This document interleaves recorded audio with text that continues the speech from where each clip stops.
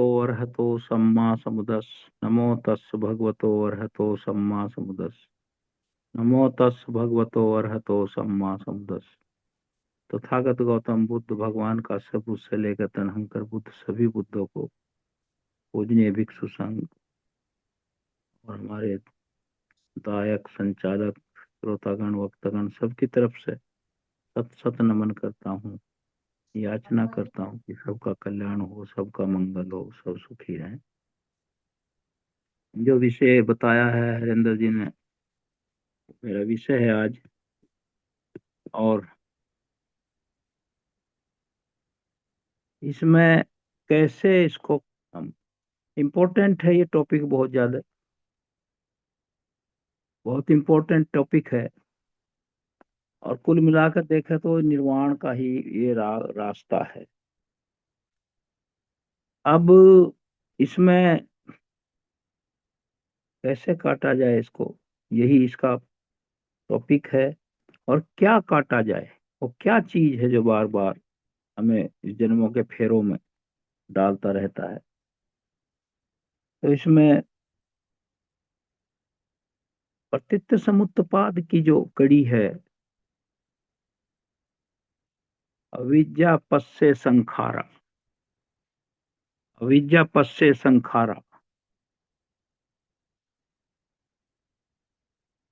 अविद्या से संस्कार पैदा होते हैं और संस्कार से विज्ञान पैदा होता है। संस्कार से विज्ञान पैदा होता है, कॉन्शियसनेस। संस्कार, संस्कार क्या है, ये जो संस्कार हैं ये क्या है? संस्कार तीन तरह के हैं, काया से, वाणी से, चित्त से। हम जो माइंड से करते हैं संस्कार। संस्कार का क्या मतलब है? कर्म, कर्म को संस्कार कहा गया है। और ये हमारे पंच उपादान स्कंधों का चौथा भाग है। संखारा भी कहते हैं इसको, संखारा। ये चौथा एग्रीगेट है। और वैसे ये संस्कार का मतलब, संखारा का मतलब कर्म। हम डे टू डे, हम हर क्षण प्रति क्षण करते जा रहे हैं। तो इसमें कर्म, भगवान बुद्ध ने क्या कहा? भगवान, चेतनाहम भिक्खवे कम्मम वदामि, भिक्खवे चेतनाहम भिक्खवे कम्मम वदामि। भिक्षुओं में चेतना को ही कर्म कहता हूँ, चेतना को ही कर्म कहता हूँ। क्योंकि जैसा कोई इरादा करता है, इंटेंशन करता है, उसी के अनुसार वो शरीर से, वाणी से और माइंड से एक्शन करता है। Volition is mental construction. जो हमारी चेतना है, एक मानसिक कंस्ट्रक्शन है। इसकी संरचना है, मानसिक संरचना है ये, मेंटल एक्टिविटी है ये चेतना। और इसका जो फंक्शन है, चित्त को डायरेक्ट करना है। चेतना मास्टर है, हेड मास्टर है। चाहे वो अच्छा हो, बुरा हो, या फिर न्यूट्रल हो, ये इसको गाइड करता है। जो इस प्रकार की, जो 52 प्रकार के जो संस्कार बताए हैं भगवान बुद्ध ने, 52 टाइप्स जो संस्कार बताए हैं, वो उस तरह का है ये। तो अविद्या पश्य संखारा, अब देखिए संस्कार का जन्म कहाँ से होता है। संस्कार, the cause of the Karma. अविद्या के कारण संसार को और संस्कार की जो क्रियाएं हैं, कर्म हैं, और जितना भी फिनोमिना है, उसको वो जिस रूप में है, जो उनका ट्रू मीनिंग है, उनका ट्रू शेप है, ट्रू उनका वास्तविकता है, उसे उसी रूप में न जानना, न जानने से जितने हरम कर्म करते हैं वो पैदा होते हैं। मतलब क्या है, अगर हम ये जान लें क्या नहीं करना है, क्या करना है, तो फिर हमारा काम सरल हो जाएगा। लेकिन हम जानते नहीं है क्या कुशल है, कुशल है, ये लोक नहीं जानता। इसलिए उसी इग्नोरेंस की वजह से जो कुछ भी कर्म करता है, काया से, वाणी से, चित्त से, मन से, माइंड से, वो संस्कार हैं। और उन्हीं में जो इंटेंशनल किए जाते हैं, इरादे से किए जाते हैं, वो कर्म कहलाते हैं। इसकी ये कड़ी है, बहुत इंपॉर्टेंट है। फिर संखारा पश्य विज्ञानम, और संस्कार से जो क्या उत्पन्न होता है, विज्ञान, कॉन्शियसनेस जिसको कहते हैं, कॉन्शियसनेस पैदा होती है। हमें यह नहीं सोचना चाहिए ये कॉन्शियसनेस जब हम मरते हैं उसके बाद तो ये परमानेंट फीचर है ही इसका। लेकिन हम 24 घंटे जो जो हम चारों तरफ देखते हैं अपने, उसके बारे में हम जो सोचते हैं, अपने विचार बनाते हैं, वो कॉन्शियसनेस पैदा करते रहते हैं। वो कॉन्शियसनेस अच्छी या बुरी, वो 24 घंटे हमारा चलता रहता है। ये जो लोक है, ये हमारा जीवन है, 24 घंटे प्रतित्य समुत्पाद की प्रक्रिया से आच्छादित है। It is covered and governed by प्रतित्य समुत्पाद। 24 घंटे हम उससे गुजरते हैं, इन 12 कड़ियों से 24 घंटे गुजरते। और ये जो अविद्या है, ये कर्म इससे उत्पन्न होते हैं। और ये अविद्या के कारण जो तृष्णा भी पैदा होती है, तो इन दोनों का, कर्मों का जो रूट कॉज है, अविद्या और तृष्णा है। अविद्या और तृष्णा है। जो हमारे अकुशल कर्म हैं वो भी, और जो कुशल कर्म है वो भी, लोभ, द्वेष, मोह, और फिर उसका उल्टा है अलोभ, अदोष, अमोह। ये जब अलोभ, बीत राग, बीत दोष, बीस मोह, बीत मोह, ये तो प्रज्ञा से उत्पन्न होते हैं। और लोभ, दोष, मोह ये अविद्या से पैदा होते हैं, तृष्णा के कारण। तो इसमें अब बात यह है, इसमें लिखा है किताब में, प्रतित्य समुत्पाद की जो यही कड़ी है, एक प्रश्न है इसमें कि अगर विज्ञान पैदा ना हो, अगर विज्ञान पैदा ना हो,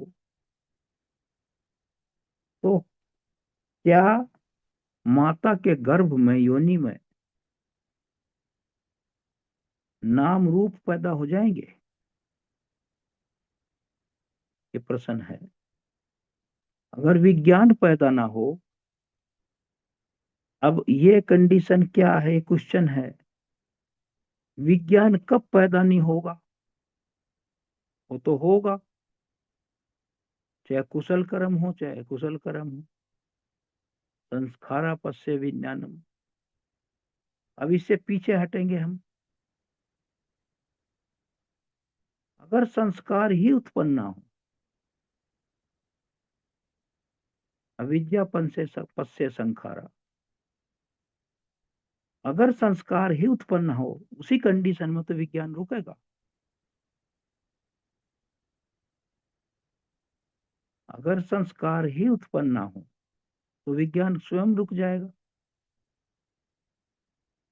और संस्कार रुक जाएंगे, कब रुकेंगे? जब अविद्या खत्म हो जाएगी। ये यहां से रूट है इसका। 12 कड़ियों पर नहीं जा रहा मैं 3 ही पॉइंट पर रहूंगा, क्योंकि यही जड़ है। आगे तो फिर फैल गया ये।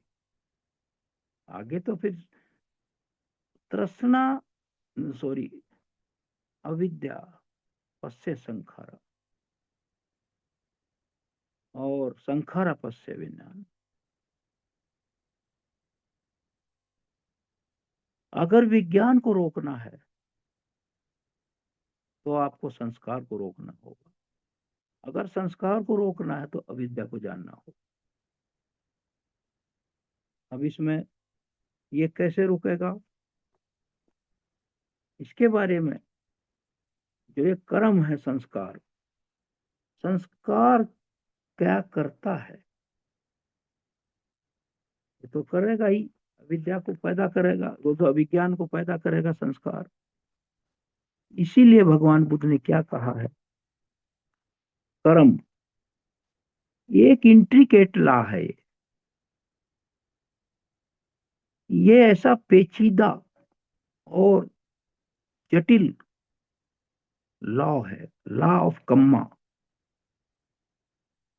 जिसे केवल पूरी तरह से, देखिए ध्यान से सुनने की बात है, kamma is certainly an intricate law. ये निश्चित रूप से एक पेचीदा, मतलब यह है, नियम है, whose working is fully comprehended only by the Buddha, जिसका पूरी तरह से संज्ञान या नॉलेज केवल बुद्ध ही समझ सकते हैं। जो कर्म हम नित्य प्रति करते जा रहे हैं, हमें सावधान रहना चाहिए। इसको बुद्ध ही अच्छी तरह से समझ पाते हैं, पूरी तरह से। बुद्ध के अलावा कोई नहीं समझ पा सकता इसको। अरहत भी हो जाते हैं, प्रत्येक बुद्ध भी होते हैं, लेकिन it is the pure domain of the Buddha. इसे पूरी तरह कॉम्प्रीहेंड करने के लिए, जानने के लिए, अब समझ लीजिए इसकी इंट्रिकेसी क्या है। मामूली बात नहीं है ये। इसलिए जन्मों से छुटकारा नहीं होता है कि हम कर्म को अच्छी तरह नहीं समझ पाते। ये कर्म क्या है, कैसे ये कर्म है, किस तरह इसको हम न्यूट्रल पे ले जाएं कि इसका विपाक ही ना हो। अगर विपाक होगा तो विपाक तो संखारा का विज्ञान ही होगा। आगे जन्म प्रतिसंधि कैसे रुकेगी? तो बुद्ध क्या कहते हैं, the Buddhist aims at the final destruction of all karma। अंतिम रूप से इनका कर्मों का विनाश ही इसका एक रास्ता है। डेस्ट्रक्शन ऑफ द कर्मा लिखा हुआ, फाइनल डेस्ट्रक्शन ऑफ ऑल कर्म।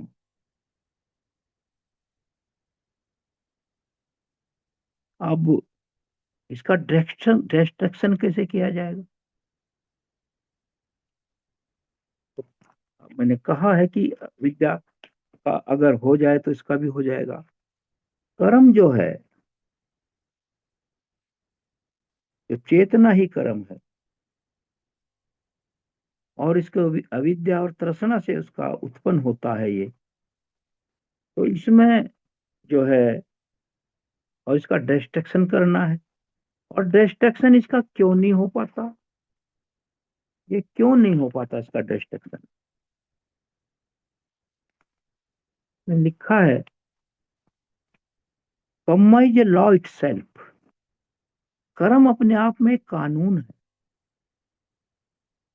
Which operates in own field, जो अपने क्षेत्र में अपने आप नियंत्रित होता रहता है,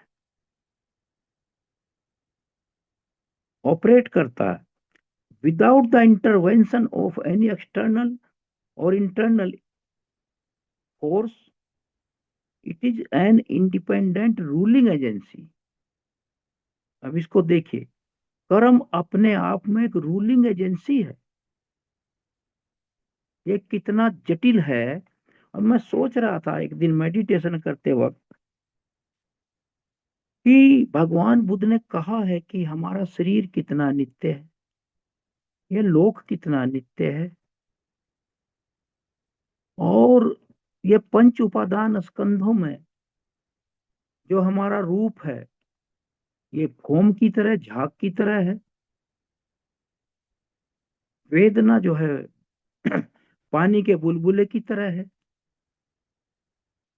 संज्ञा जो है मृग तृष्णा मरीचिका की तरह है, मिराज है। परसेप्शन जो है मिराज है। और संखारा एक इस तरह है कि जैसे केले का पेड़, जिसमें कोई हृदय काष्ठ नहीं है। जैसे कि पेड़ के अंदर हम काटते हैं तो उसके बीच में से ऐसा ठोस लकड़ी निकलती है लाल रंग की, कि उसमें लोहे की कील भी नहीं ठोक सकते, और बाहर का आवरण उसका सफेद रंग का होता है, कच्चा होता है। तो केले संस्कारों में कोई हृदय काष्ठ नहीं है, केले में नहीं है, पपीते के पेड़ में नहीं है। तो संस्कार तो इसी तरह है, लेकिन ये कितना मजबूत है इतना कमजोर होने के बाद भी। जब बन जाता है ये तो रिकॉर्ड हो जाता है। शरीर अनित्य है, लेकिन इसकी प्रतिसंधि कितनी कठिन है रोकना। इतने कमजोर अनित्यता से भरे हुए रूप, नाम रूप, इनकी प्रतिसंधि कितनी कठिन है रोकना।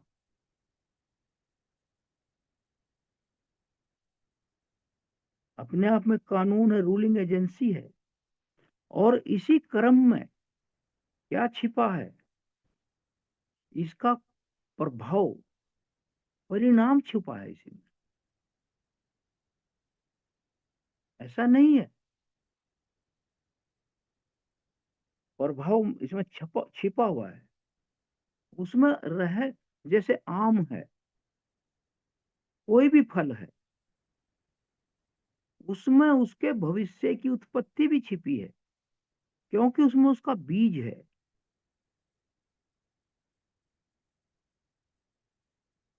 एक फल अपना भविष्य लेकर आता है। हमने आम खा लिया, उसका जो स्टोन है उसे हम फेंक देंगे, वहीं जम जाएगा। इसी तरह कर्म जहां भी हम करेंगे इंटेंशनली, गुड और बैड, कुशल और अकुशल, वो फल देगा।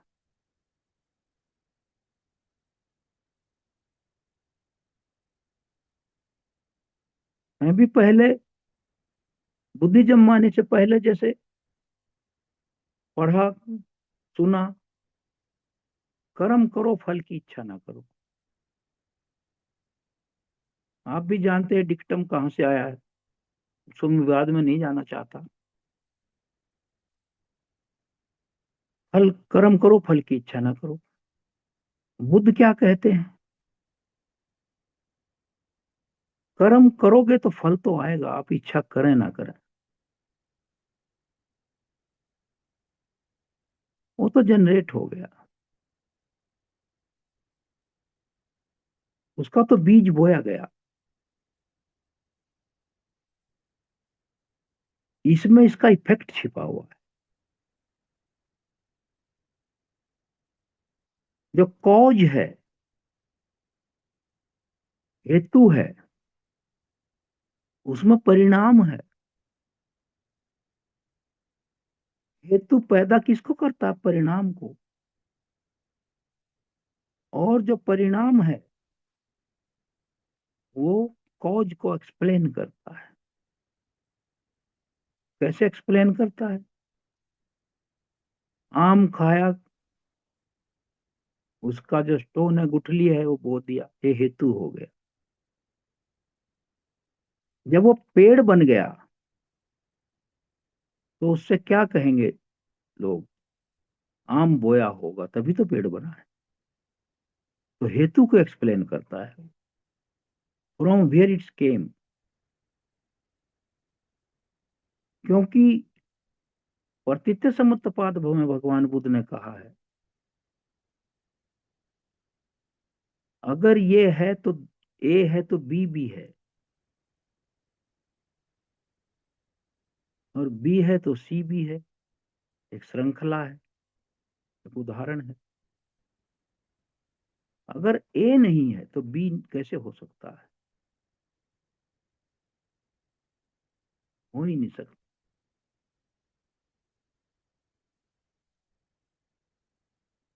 और बी है तो ए तो जरूर रहा होगा।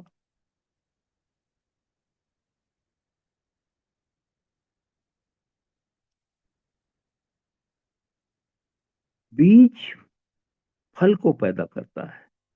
कोई भी बीज हो, उसके फल को पैदा करता है समय अनुसार। और जो फ्रूट है उसका एक्सप्लेनेशन करता है कि बोया गया होगा ये। ऐसा इनका रिलेशनशिप है, कर्म का और फल का।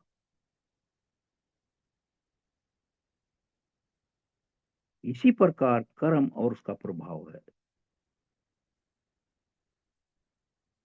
और जो हमारा इफेक्ट है, परिणाम है, वो कॉज को ब्लूम करता है, प्रदर्शित करता है उसको।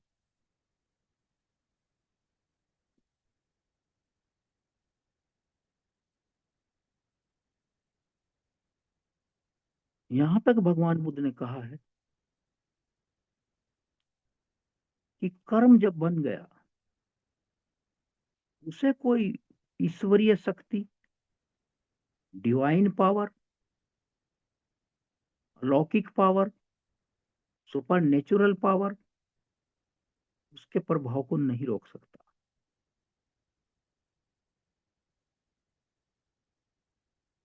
उसे वो अनडू नहीं कर सकता कोई भी। इवन बुद्ध, भगवान बुद्ध ने कहा, जो महाकारुणिक बुद्ध ने खुद कहा, जो नेचुरल लॉ है कर्म का, उसे मैं भी नहीं रोक सकता।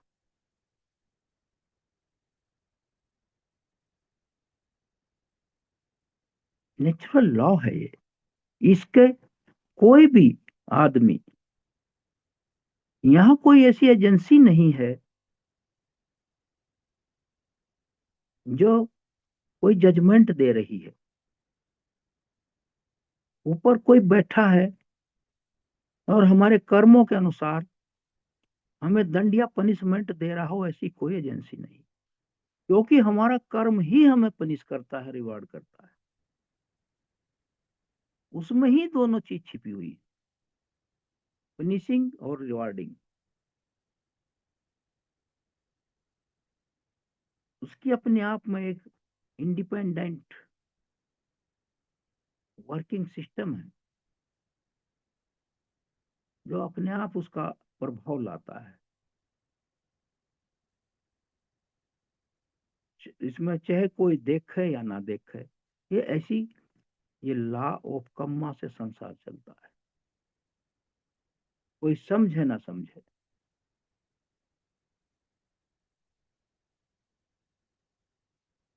तो इस तरह का इसका है। और ये जो कर्म है, अब मैं एक जगह, what the teachings of the Buddha, Bhante Narad ने उसमें लिखा है। एक दूसरी किताब उनकी इसी से related, the vision of the Buddha. अब प्रश्न ये उठ सकता है, उठता है कि कर्म कौन करता है?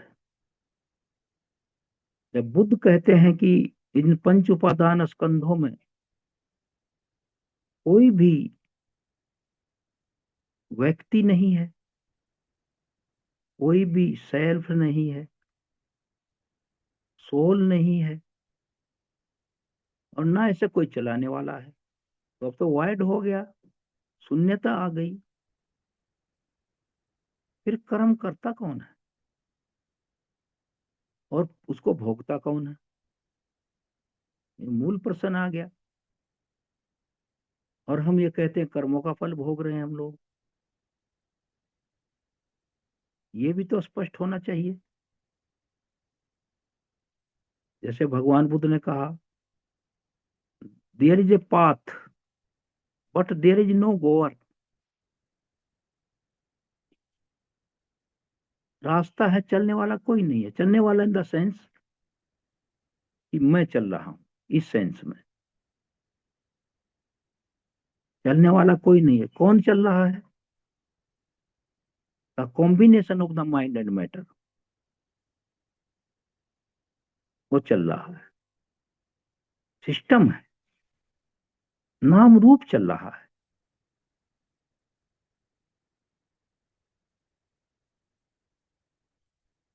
कौन करता है कर्म को?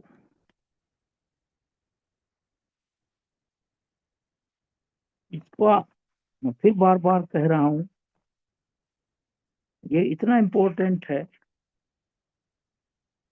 कि इसको समझना बहुत आवश्यक है।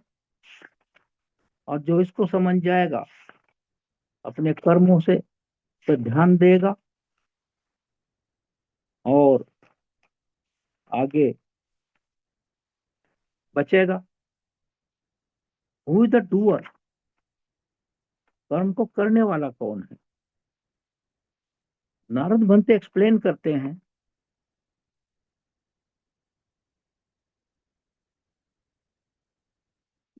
कौन है डूअर और को सफरर कौन है? जो हमारी चेतना है। क्या कहा भगवान बुद्ध ने? देखिए, फिर बात वहीं घूम कर आ जाती है। मैं चेतना को ही कर्म कहता हूं। क्या लिखते हैं? Who then is the doer of karma, who experiences it the effect. कर्म क्या है? कौन इसके कर्म को, फल को भोगता है? वोलिशन और will, chetana is itself the doer. चेतना ही कर्म को करने वाली है। चेतना कर्म तो है ही। Mental volition is the karma. चेतना कर्म है, लेकिन करने वाली तो चेतना ही है। जैसे उन्होंने कहा कि जैसे हम इरादा करते हैं, ऐसे ही वो शरीर से, वाणी से और चित्त से काम करते हैं। तो mental volition itself the doer.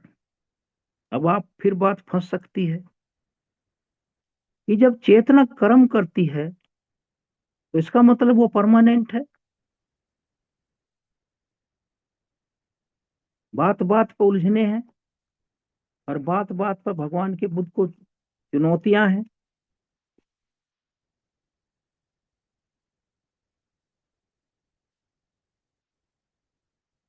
लेकिन बुद्ध के पास सबका उत्तर है। ऐसा नहीं है, सबका उत्तर, क्लियर उत्तर है। क्या है? ये जो हमारा कर्म है, चेतना डूअर कैसे है? अभी इस चित क्षण मैंने कुछ सोचा और कर दिया, तो वो चेतना, जो अच्छी चेतना थी उस समय, चित क्षण, थॉट मोमेंट, जो उस समय का मैं काम कर रहा हूं, गुड और बैड, उस समय की अच्छी चेतना ने वो अच्छा काम कर दिया और उसे करके वो वेनिस हो गई। फिर अगला चित क्षण आ गया। ये तो इतनी क्विक गति से बदलता रहता है हमारा चित्त क्षण। जब से हम जन्म लिए वही चित्त क्षण थोड़ा ही हमारा। अभी में जब से हम बैठे हैं तब से कितने चित्त क्षण हमारे बदल रहे हैं, कितनी गति से। उस चित्त क्षण में जो मैंने किया, करेगी तो चेतना ही, और सब मिलकर करेंगे ये, जो संस्कार का जो 52 प्रकार की है। अकेली चेतना भी नहीं है, चेतना इज द हेड, ये कि जनरल है। जनरल क्या कहेगा? Fire, attack.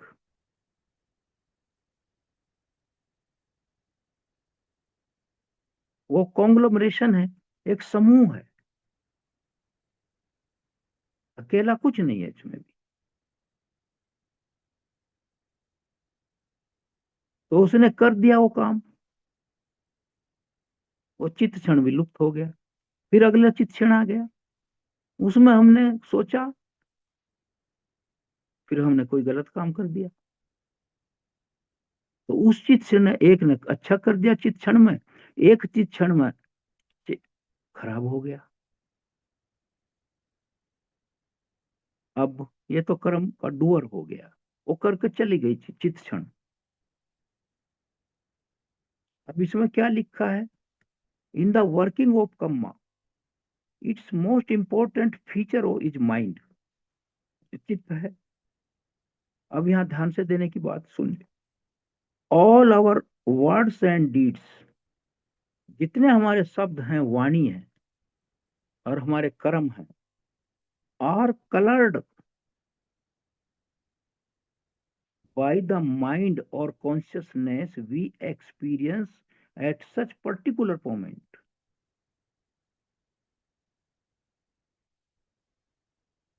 जितने भी हम कर्म करते हैं, वो उसकी कर्म की नेचर जैसी है, उसी रूप में उसके इंप्रेशंस हैं उसके ऊपर, उनकी छाप है, कलर्ड है उससे वो।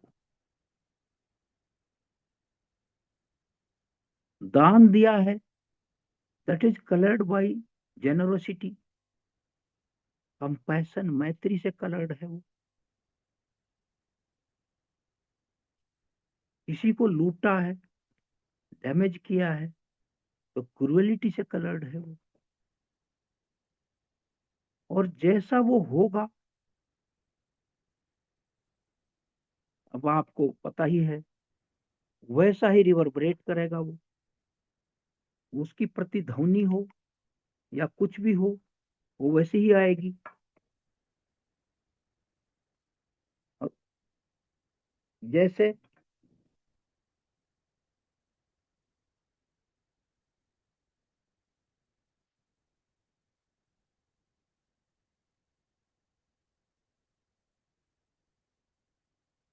50 साल पहले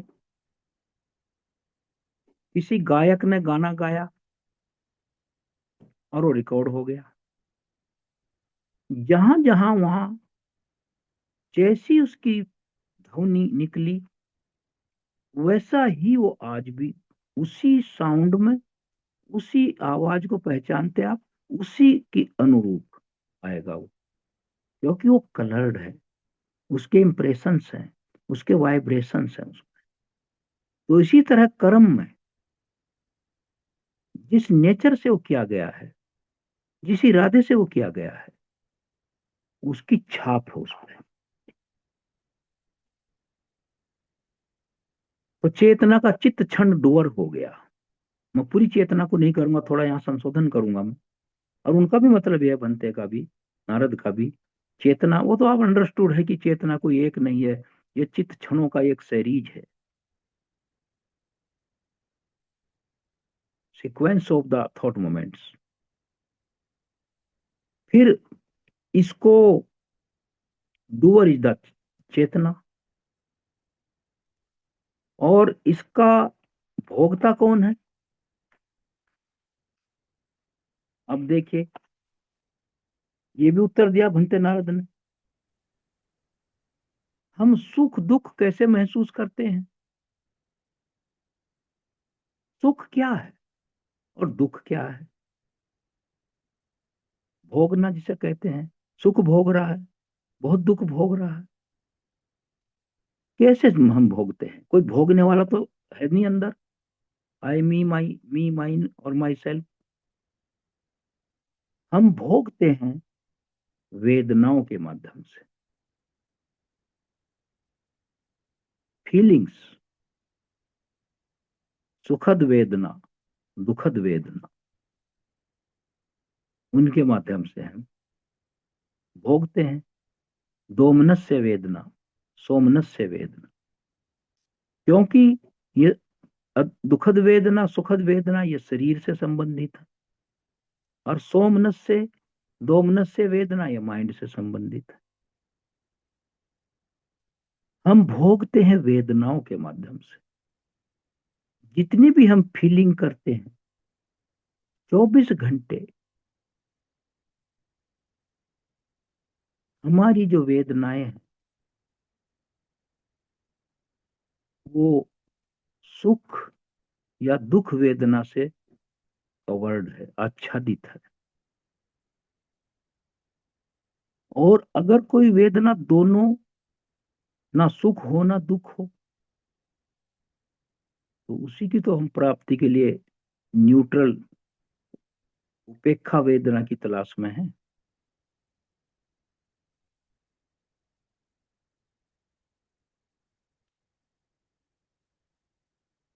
तो वेदनाओं के माध्यम से हम सुख और दुख को महसूस करते हैं। फिर ये 24 घंटे चलता रहता है। बुद्ध भगवान कहते हैं जैसे चारों ओर वातावरण में ठंडी हवा चल रही हो, फिर गर्म हवा चल रही हो गर्मियों में, धूल भरी हवाएं चल रही हो, आंधी चल रही हो, धीमी धीमी ब्रीज जिसे कहते हैं वो चल रही हो, तूफानी हवा चल रही हो, उसी तरह हमारे चित्त में सुखद और दुखद वेदनाओं की प्रक्रिया चलती रहती। जिस दिन ये चित्त दुखद और सुखद वेदना से रहित हो गया, वही निर्वाण की स्थिति है।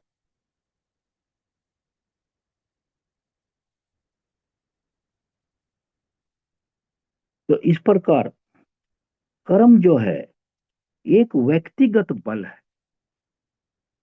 इंडिविजुअल फोर्स है। ये ऐसा फोर्स है ये कि जो अब हमें, जो हम बैठे हैं सब, और ये संसार सबको जैसे गाड़ी का इंजन डिब्बों को खींच रहा है, हमें इस भव चक्र में खींच रहा है।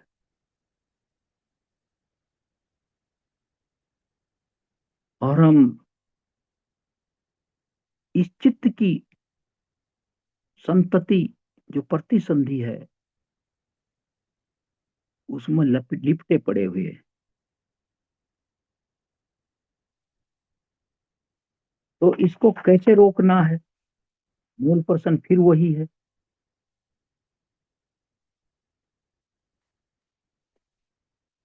कैसे रोकना है?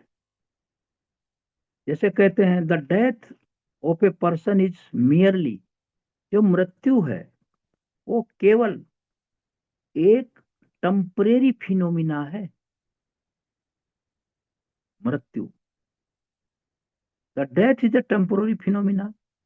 किसका है?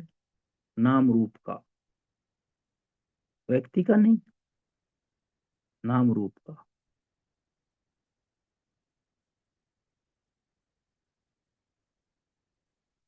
इधर का आखिरी सांस, और जहां कर्म के अनुसार जन्म होना है, दूसरा सांस, जहां प्रतिसंधि हो जाती है।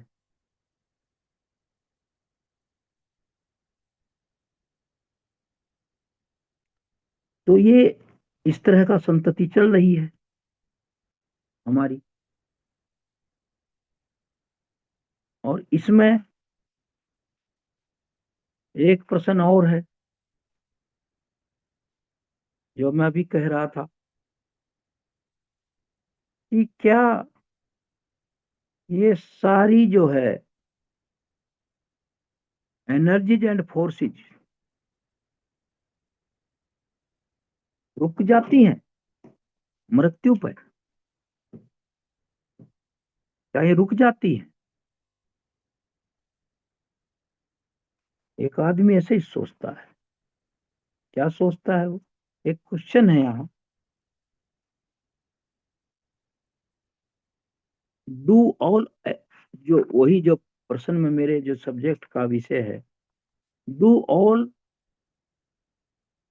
Energies and forces stop at the time of the death? क्या समय ये डेथ तो एक अभी का टेम्परेरी फिनोमिना है, नाम रूप का। What we call death is the total non functioning of the physical body. ये जो रूप है ये खत्म होता है। जो अर्थ है, जो चार महाभूत है, पृथ्वी जल अग्नि वायु संस्कार, वो पृथ्वी जल वायु अग्नि, इनमें से जो ये पृथ्वी धातु है जिसमें जल भी है, अग्नि भी है, वायु भी है, ये खत्म होता है डेथ पे। बुद्ध क्या कहते हैं? नो विल, जो हमारी चेतना है, इच्छा है, विल, वोल्यूशन चेतना, डिजायर इच्छाएं, थर्स्ट, तृष्णा को थर्स्ट भी कहते हैं, प्यास जो बुझती नहीं कभी, टू एग्जिस्ट, बने रहने के लिए,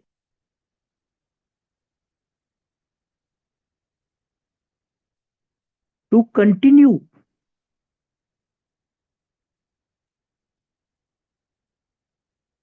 जारी रहने के लिए, to become more and more, बार बार अच्छे जन्म की तृष्णा, more and more is a tremendous force. ये इतना शक्तिशाली बल है, ऊर्जा है, that moves the whole life, जो सारे जीव जंतु हैं, प्राणी हैं, उसको चला रहा है। होल एग्जिस्टेंसेज, जितने भी एग्जिस्टेंस हैं, अस्तित्व हैं, जो चीजें अस्तित्व में हैं, उनको चला रहा है। That even move the whole world, यहां तक भगवान बुद्ध ने इसको समअप कर दिया, ये सारे लोक को चला रहा है। क्या चला रहा है? ये जो भाव, चेतना, डिजायर, ये चला रहा है।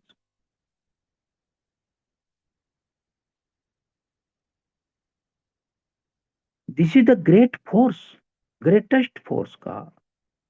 ये जितने भी फोर्स हैं संसार में,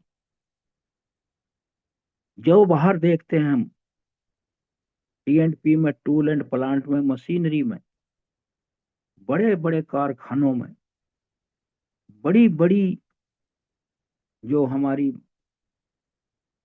संयंत्र हैं, उससे भी बड़ी एनर्जी हमारे अंदर पड़ी हुई जो चला रही है हमें, और वो इनहेरेंट है हमारे कर्मों में, निहित है वो, हमारी चेतना में निहित है, हमारी तृष्णा में निहित है वो।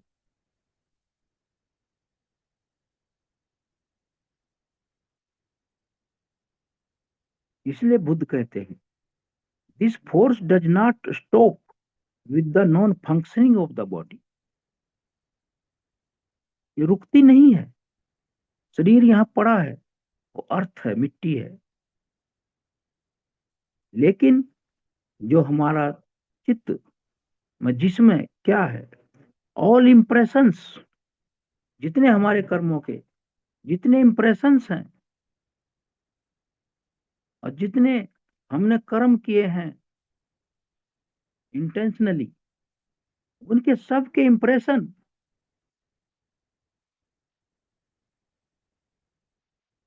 उसमें कर्म में है, और वो आगे चित्त में स्टोर्ड हैं।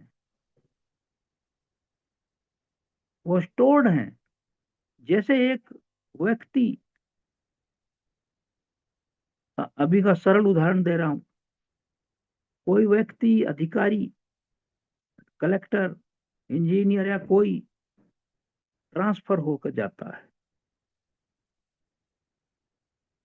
तो उसका कैरेक्टर रोल, उसकी सर्विस बुक उसके साथ वहीं भेज दी जाती है जहां वो जाता है, ताकि जितना लोन उसने लिया है और उसकी इंस्टॉलमेंट कटी है और आगे कितनी कटनी बाकी है, वो अगली पोस्टिंग पर वहां कटती रहे, क्योंकि उसने लिया है।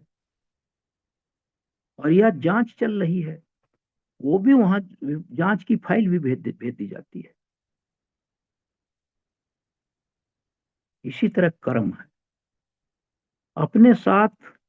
अब जो मैं बोल रहा हूं, जैसे मेरा इस समय का जो प्रेजेंट चित्त क्षण है, जो कितनी बार जो बीत गया, आ, आने वाले चित्त क्षण को अपना जितने इंप्रेशन हैं कर्म के, हैंड ओवर करके विलुप्त हो जाएगा वो।